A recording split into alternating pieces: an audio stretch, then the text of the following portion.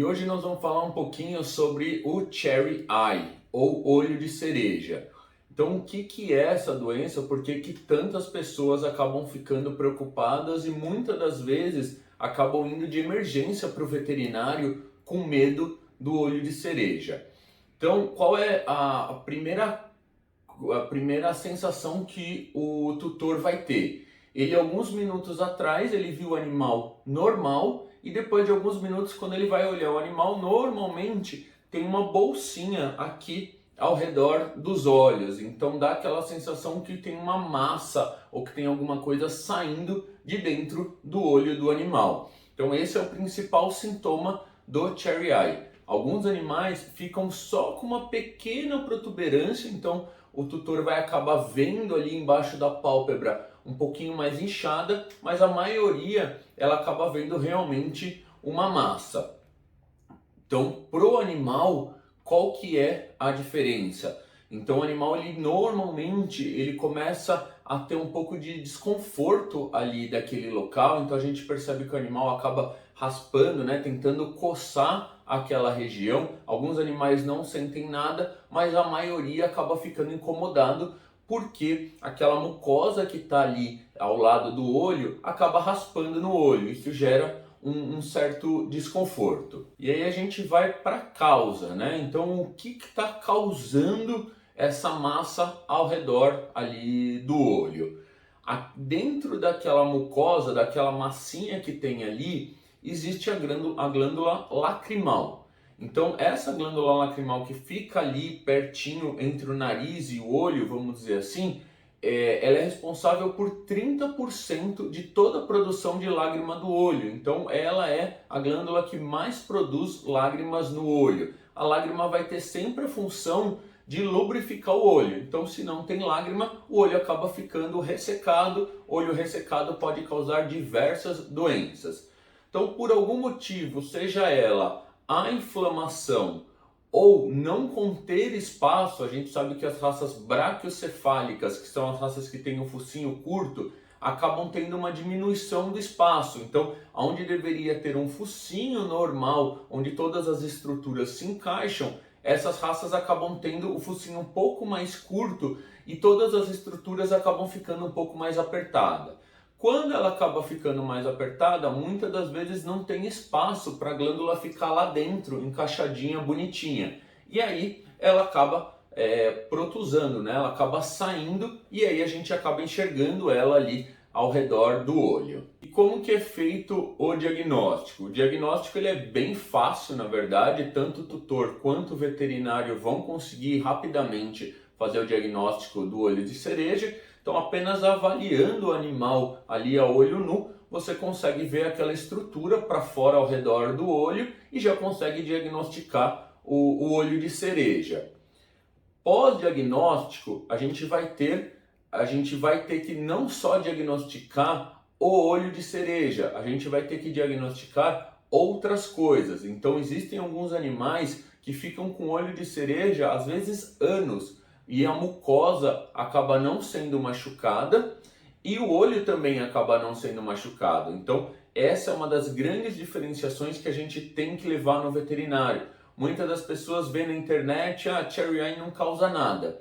Sim, ele em si é inofensivo para o animal, porém, ele pode fazer com que diminua a produção de lágrimas, porque o canal está um pouco apertado e o animal começa a ter um olho um pouco mais ressecado. Aquela bolsinha que fica ali é uma mucosa, às vezes essa mucosa também resseca. Quando ela resseca, ela acaba raspando no olho. Então tem vários casos de Cherry Eye que a gente acaba tendo que tratar o olho, porque ele ficou raspando ali e tem uma inflamação. Muitas das vezes tem úlcera. Então, se a mucosa ficar bem lubrificada, não vai ter problema, ela não vai acabar machucando o olho. Agora, se ela ressecar, sim, pode machucar o olho e causar outras doenças. Então, a gente pode ter uma doença primária e uma doença secundária, por exemplo, como inflamação e úlcera de córnea.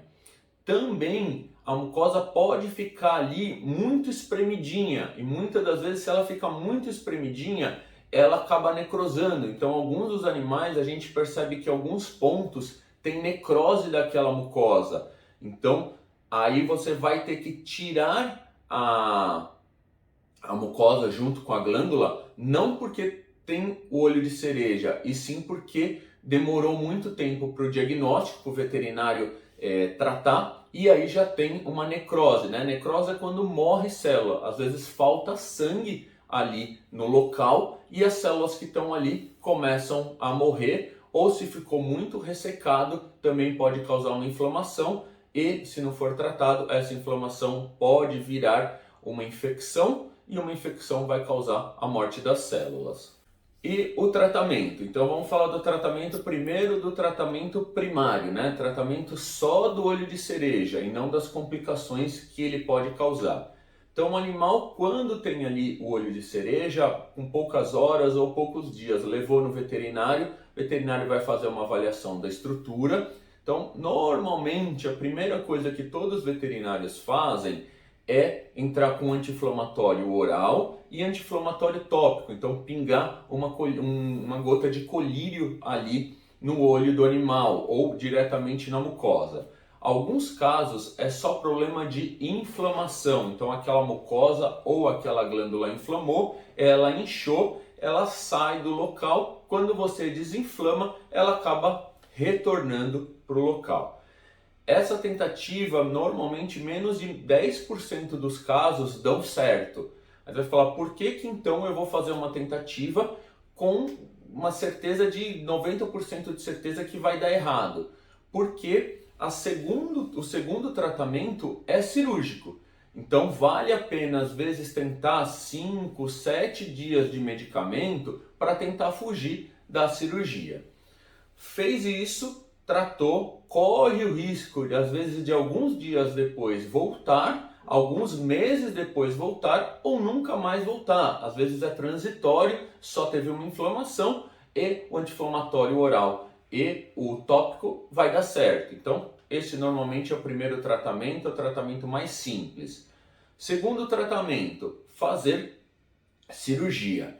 E aí a cirurgia a gente vai dividir de novo em duas opções. Então a primeira opção e a mais indicada é a gente colocar aquela glândula no local novamente. Então o veterinário ele vai fazer a avaliação daquela glândula, daquela mucosa. Se não tiver nenhum tipo de machucado nela, se ela não tiver muito inflamada, não tiver necrose, a gente consegue pegar ela, então com uns pontinhos, com fio cirúrgico bem fininho, a gente traciona ela para dentro ali do local, né, da onde ela deveria estar, dá alguns pontos cirúrgicos e ela volta pro local. Então, vantagem de fazer essa cirurgia, como eu disse, representa 30% de toda a lágrima do olho. Então você mantém uma das glândulas mais importantes do olho. Isso vai ajudar que o animal não tenha ressecamento da córnea.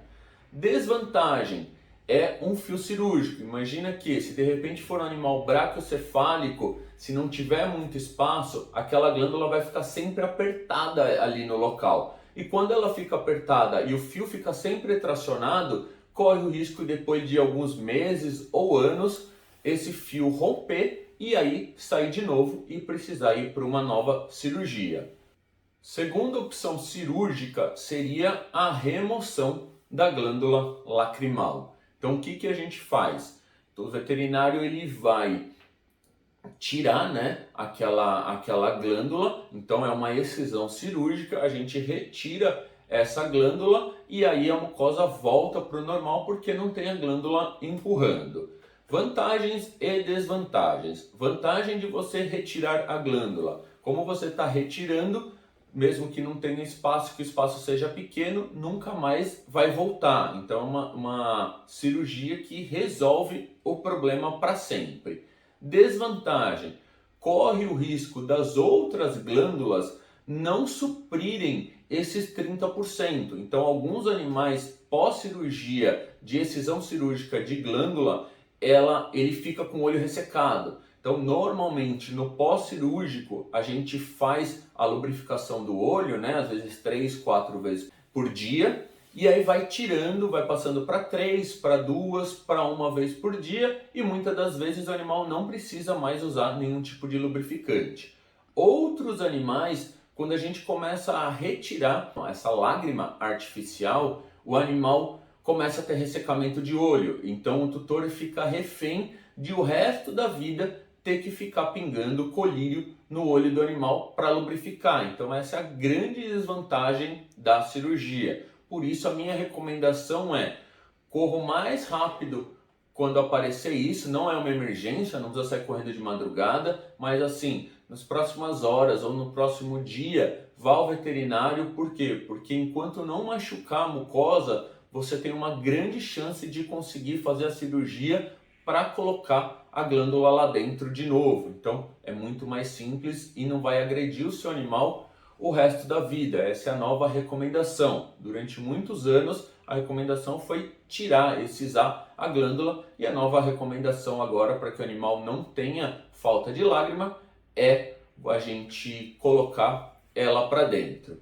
Então fez a cirurgia, como que é o pós-cirúrgico? O pós-cirúrgico, tanto da excisão quanto de colocar para dentro, é um pós-cirúrgico muito simples. Então o animal não tem nenhum tipo de preparo pós-cirúrgico, não tem nenhum tipo de problema que tem que ficar contendo o animal. A gente recomenda sempre usar um colar, porque teve que manipular ali a mucosa, né? Então pode acontecer de ficar um pouco inflamado, o animal sentir dor e ele acabar passando a patinha para coçar. Então sempre vai ficar com aquele colar elisabetano, o pessoal chama de abajur.